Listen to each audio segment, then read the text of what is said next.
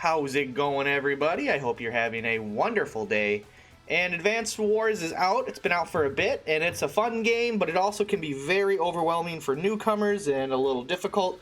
So I got a few tips to help out new players that help them get in the right mindset, think ahead, plan your attacks, you know, things like that. So let's get into it. What do I mean about these tips? Well, you can see the battle here. We got, you know, it's day one, my turn. I have a lot of options. There's a lot of threats that I need to eliminate. And first tip is, just because you can doesn't mean you should. So what do I mean? I mean, just because you can attack with a unit on another unit doesn't mean you should. There might be a better unit to do it. You might want to save that unit for something else. So do plan ahead, almost like chess. Think of Advanced Wars a bit like chess. Different units counter different units. Just because you can attack and deal some damage doesn't always mean the right thing. You know, things of that nature. So as you can see right away, one of the biggest threats are the B-copters that we have on the field. Now, there are a lot of ways I could deal with that. You know, I could just bring my fighter.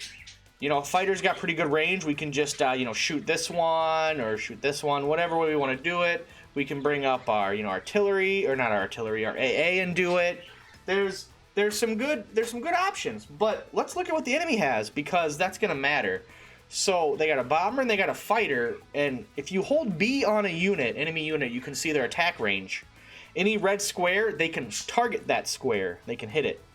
So the bomber, you know, we got to be careful about units we move forward because the bomber's range. Got to be careful about our air units. So the two B copters, if I were to take my fighter and move it here, then the enemy fighters are going to be able to attack it next turn. But if I move it here and attack the first copter with it, as you can see, we're safe. So we're going to do that. Take out the B-copter, okay? Now, we have one AA, and there's still one B-copter left, and obviously the next best course of action is to eliminate that.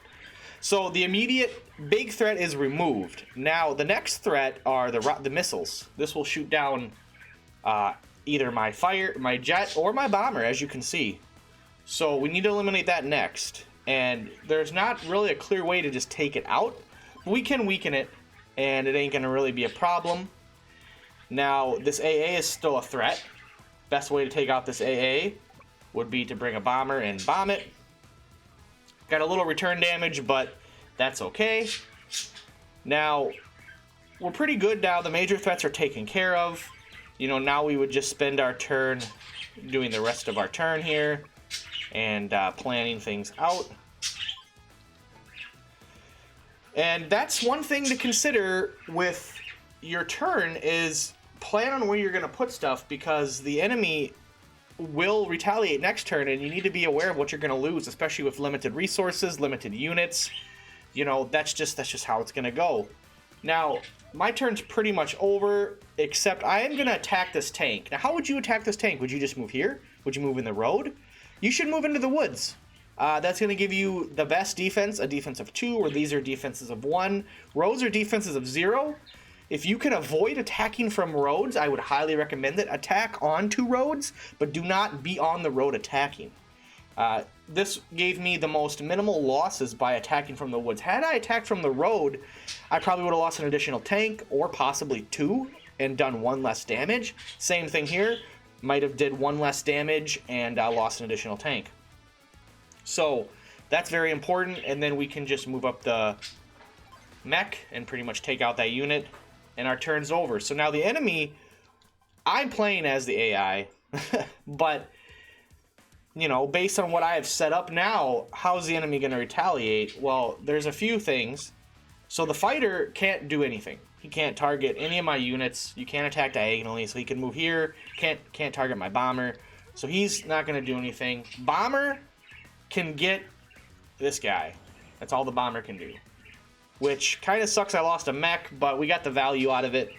You know, we don't see a threat with the mech down here. This would attack, you know, my artillery, and then we would have a problem with the jet getting hit, and the missiles would target it as well. And this mech can't really do anything too crazy. And that would be pretty much the enemy's turn, at least as far as damage goes. Oh, we got this, so bomber took a little bit of damage but retaliated. The AI probably wouldn't do that. AI doesn't suicide its units, it would pull it back and go heal it, so do keep that in mind.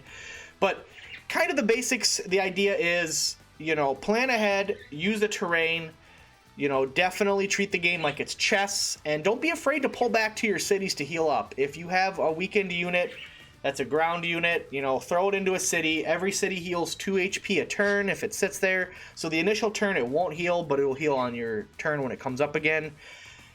You do have a lot of battles where it's limited units, limited resources.